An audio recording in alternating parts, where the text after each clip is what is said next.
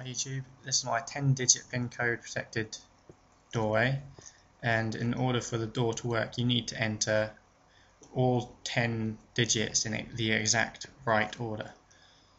So on here I have 1 to 5 on the left and 6 to 10 on the right, with the buttons on either side, and the door is at the end, this piston doorway, nothing special.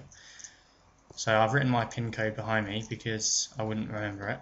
It's pretty long. So 691. So when it's the correct digit, it will stay in. You don't need these piston effects. You can just have the buttons, but I only put them into the purposes of demonstration.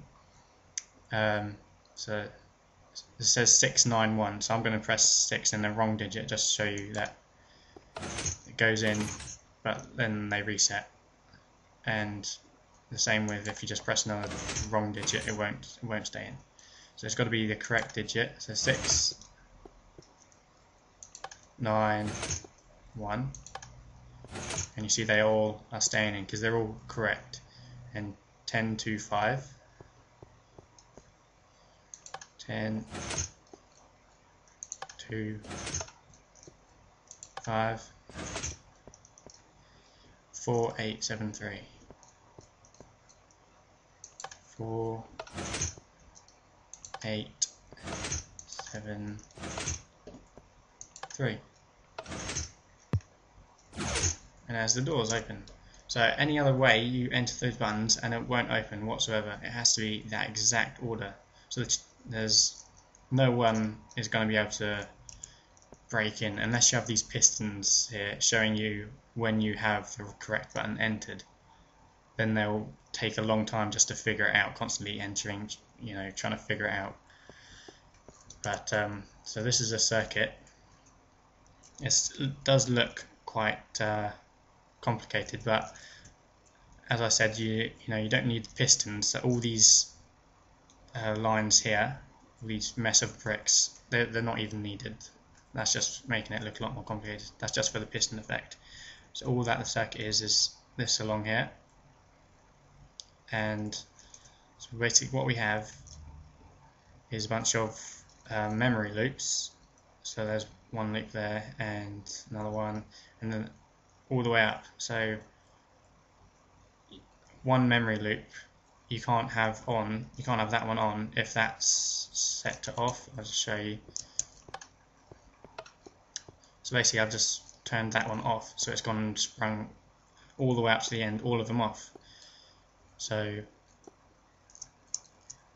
you press this button, you see this comes on, but then it goes straight back off because you've got this still on, which is inverting that, which keeps that off. So you can't keep that on unless the first one is on. So now that's on, you can go to the next one and it'll stay on. So that's the order of the buttons. It goes 1 2 3 4 5, and then I've just messed up the button order by mixing the cabling. So I'll show you a neat version. So this is where all the buttons are in order. There you can see it, it's a lot neater. And again, the piston effect is, I've still got that there, so that's a lot of the mess. So basically the memory loop things go to an AND gate with the other loop, and which goes to a line which resets it. So if I can't be bothered to explain it all, but it will reset unless you've got the exact right, and through a process of a couple of AND gates. So if it's true or false or whatever, if that's not on and that is, then it will reset, etc. So I have made a simplified version somewhere here, which I will put for download. This is just a 5-digit, and all the buttons are in order. So you got 1 2 3 4 5, and the output door here. And just without the piston effect, I've just put one piston here. So when this comes up, you've started the key entering process. So that's 1. If I press 3, it will reset and it goes back down. So if I keep getting them all right, it will stay up and the door opens. And you can add as many wrong buttons, which will reset as much as you want. So that's a reset button. So you can add as many as you want to this line. So you could have like 100 wrong buttons and just 5 correct ones, so it'll be harder for anyone to figure out. And it will still be the same size circuit, just an extra couple of buttons.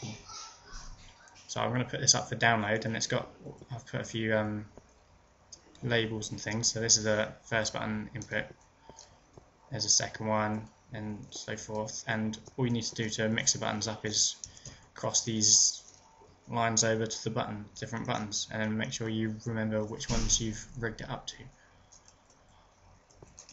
And the output you can connect to anything you want. This is the output.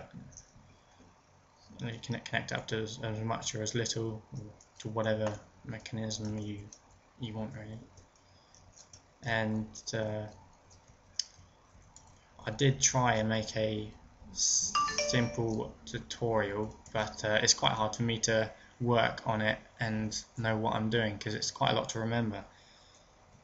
So I'm just going to put this up for download, and if I get enough requests I will work harder for a tutorial for perhaps just a 3-pin, to make it a bit more simpler for others, but only if I get enough requests, because it is hard work for me to work it out, and I've got other stuff I'm working on, which I'm looking forward to getting finished and released, because I think a lot of people are going to enjoy that.